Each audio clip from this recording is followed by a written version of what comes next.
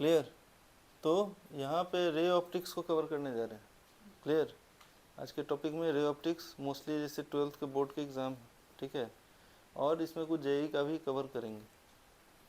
जैसे टॉपिक्स जो हम कवर करने जा रहे हैं इसमें रे ऑप्टिक्स के सीरीज़ में, reflection and refraction of light, sign convention क्या है, reflection at the spherical mirror, ठीक है, refraction of light through a plane slab, thin slabs पे, real depth, apparent shift, total internal reflection, फिर उसके बाद refraction through prism, refraction at a spherical surface, refraction through a lens, power of lenses in contact coaxially, and effect of silvering one of the refracting face of the lens. ठीक है, एक surface को अगर mirror कर दिया जाए तो, silver कर दिया जाए तो क्या होगा।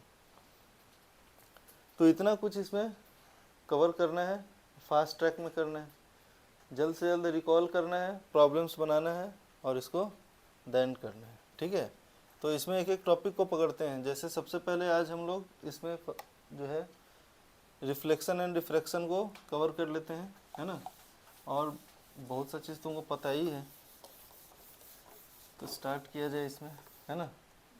तो रिफ्लेक्शन एंड रिफ्रैक्शन से स्टार्ट करते हैं। रिफ्लेक्शन क्या है कि मान लो कोई एक सरफेस है, क्लियर, और इस पे एक नॉर्मल हमने डाल दिया, एक रे है इंसिडेंट रे, एक रे है इंसिडेंट रे, फास्ट ट्रैक में है, अब इतना बैठ के पूरा डिटेल तो नहीं समझेंगे।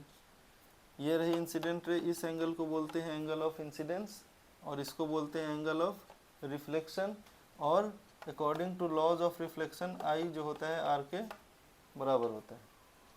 ये क्लियर है? है ना, इसमें कोई इशू नहीं। इसी रिफ्लेक्शन को अगर हम कोई स्फेरिकल सरफेस पे भी देखें तो स्पेशली पढ़ेंगे, लेकिन जैसे मान लो ये कौन सा सरफेस है, कॉन्वेक्स, तो यहाँ पे भी अगर कोई इंसिडेंट रे हो रही है तो क्या होगी, यहाँ पे हमको एक नॉर्मल चाहिए, इसका मान लो रेडियस ऑफ कर्वेचर या सेंटर पॉइंट यहाँ पे, तो इस पर जो नॉर्मल होगी सो यहाँ मीट कर रही होगी, है ना। तो नॉर्मल जब यहाँ मीट कर रही होगी, इसका मतलब ये रे जो है हमारे इस सरफेस से रिफ्लेक्ट होगा, बिल्कुल जितना एंगल यहाँ हमारा है उतना ही एंगल पे इधर कहीं रिफ्लेक्ट होगा, है कि नहीं। चाहे सरफेस इस तरह का हो, हमारा कनकेव सरफेस हो, है कि नहीं, तो कनकेव सरफेस में भी अगर देखा जाए तो मान लो इसका सेंटर कर्वेचर कहीं यहाँ पे, यानी कि अगर मैं इस सरफेस पे इंसिडेंट कर रहा हूँ रे को, कोई रे आ रही है ऐसे इंसिडेंट, है ना, तो यहाँ पे नॉर्मल जो है सो हमारे यहाँ तक मीट कर रही होगी, तो ये रे इस तरह से रिफ्लेक्ट होगी, आई और आर। ठीक है, टेंजेंट यहाँ पे, टेंजेंट यहाँ पे, नॉर्मल यहाँ पे, तो ये तो हमारा रिफ्लेक्शन के लिए। इसी तरह से अगर रिफ्रैक्शन होना है,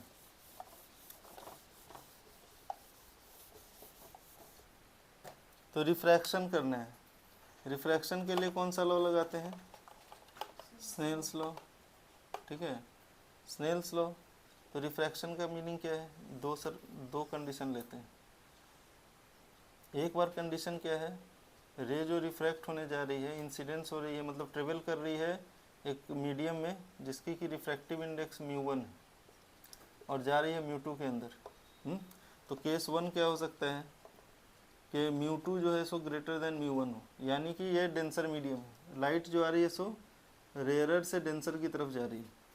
क्लियर। तो यहाँ पे क्या होगा, स्नेल्स लॉ कहता है कि μ1 sine i should be equal to μ2 sine r, है ना, यानी कि मेरा जो साइन आर है वो होना चाहिए μ1 अपॉन μ2 इंटू साइन आई के। क्लियर। अब अगर केस 1 में μ2 ग्रेटर देन μ1 है, यानी कि साइन आर क्या हो जाएगा,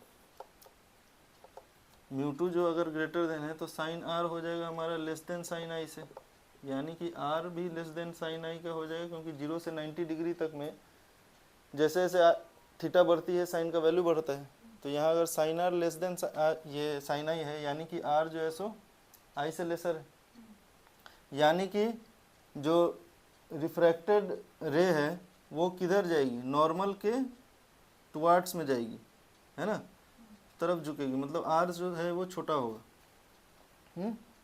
और यही केस 2 में अगर लें कि अगर मेरा μ2 जो मीडियम है वो रेयरर है, वो अगर रेयरर है तो लाइट जो यहाँ इंसिडेंट हुई वो आफ्टर रिफ्रैक्शन क्या होगी, अवे फ्रॉम चली जाएगी।